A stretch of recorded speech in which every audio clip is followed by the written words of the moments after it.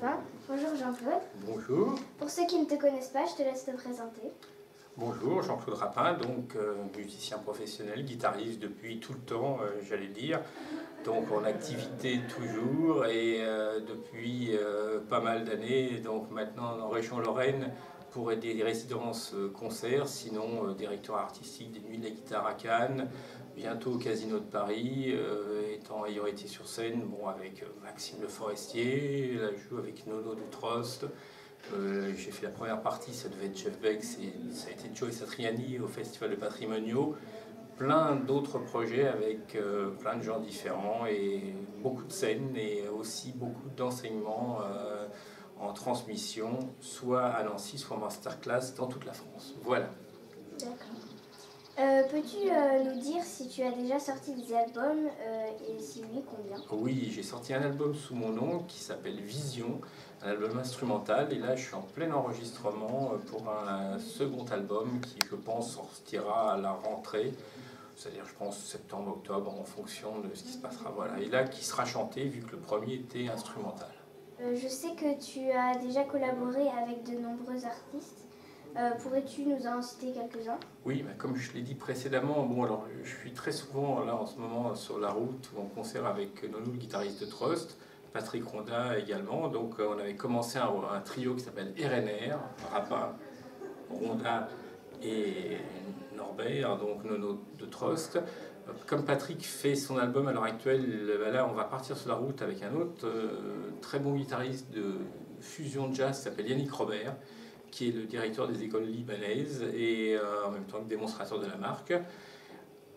D'autres personnes avec qui j'ai joué, il y en a eu beaucoup, mais disons que, comme je l'ai dit, j'étais sur scène avec Maxime Le Forestier, là j'étais avec Nilda Fernandez à Cannes, j'ai joué avec le bassiste de John McLaughlin, plein de gens en fin de compte. Voilà. Et là, il a tout récemment, ça date de 15 jours, avec le guitariste des Vieilles Canailles qui s'appelle Fred Chapelier, et les Vieilles Canailles en l'occurrence, c'est Johnny Hallyday, Schmoll, donc Eddie Mitchell et Jacques Dutronc, et le fameux Fred Chapelier, le guitariste de Jacques Dutronc. Donc voilà. D'accord. Et alors on le sait, tu vas faire des interventions à Charles Boquet. Elles vont consister en quoi en fait? Alors les interventions à Charles Boquet sont dans le cadre de ce qu'on appelle une résidence d'artistes. Et c'est pour ça que je suis très contente d'être à Charles Boquet avec tout le monde, parce que ça se passe très bien et il y a beaucoup de jeunes qui ont beaucoup de talent et une très bonne énergie. Donc le principe de la résidence, c'est par rapport à une fin qui se termine donc par un spectacle, en l'occurrence là qui aura lieu à Dieuloir le 16 juin 2017. Préparer donc la première partie, en l'occurrence les jeunes de Charles Boquet, à donc ouvrir pour cette soirée, et donc sur un répertoire qui va être essentiellement composé de standards qui vont être revisités à leur manière ou interprétés plus précisément à la façon de l'artiste, ça dépendra de la façon dont c'est articulé.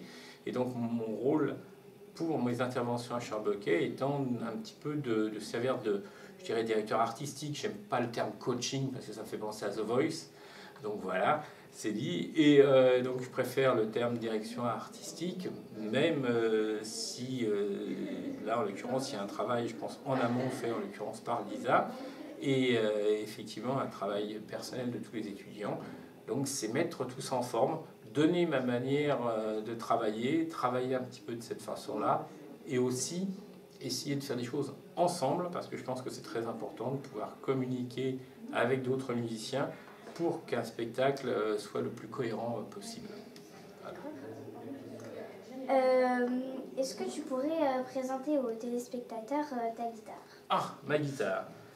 Eh bien, c'est une guitare étrange, parce que c'est une histoire un peu bizarre, parce que cette guitare-là, en fin de compte, c'est ce qu'on appelle une Fender Stratocaster. Alors, celle-ci, c'est la première qui est arrivée en France de ce modèle-là, qui est donc ce qu'on appelle une Strat Plus.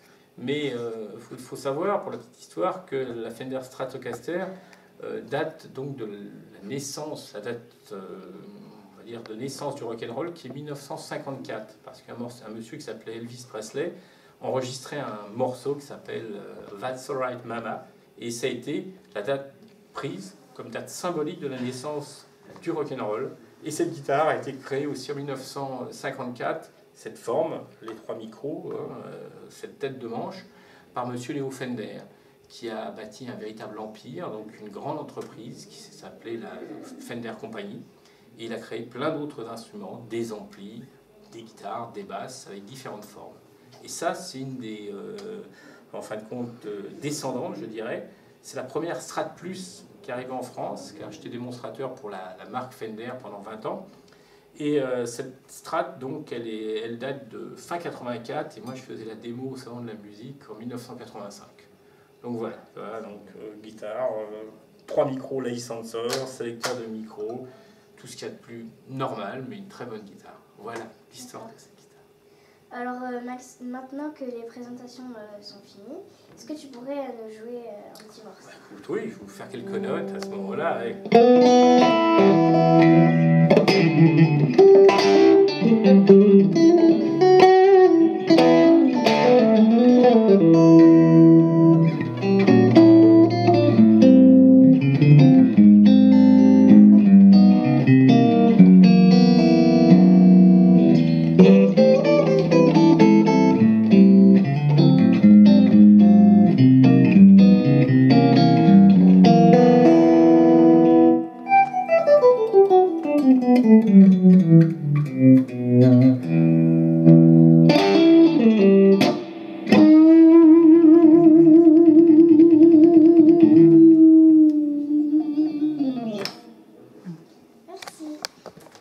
Le principe donc c'est ça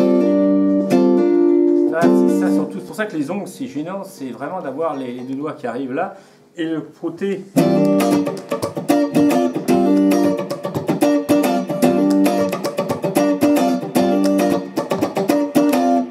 Là, pour que tu aies vraiment ce mouvement là. Ce que tu peux faire évidemment quand tu chantes, toi c'est tout simplement ça, mais vraiment bien là.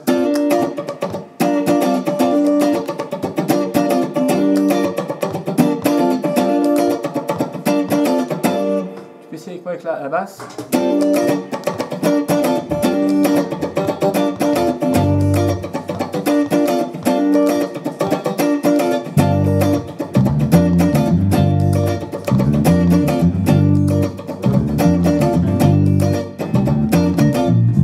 Etc. Et ça, une fois que tu as attrapé ça, logiquement, il n'y a pas de souci. Par exemple, toutes les autres parties, ce que tu fais, c'est super. Pour les improvisations, que tu essayes d'avoir, si tu veux, tu tiens, t'hésites pas à tenir les sons.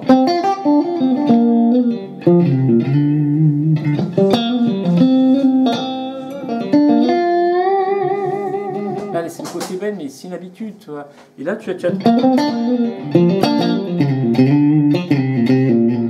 peux faire la basse sur le chorus.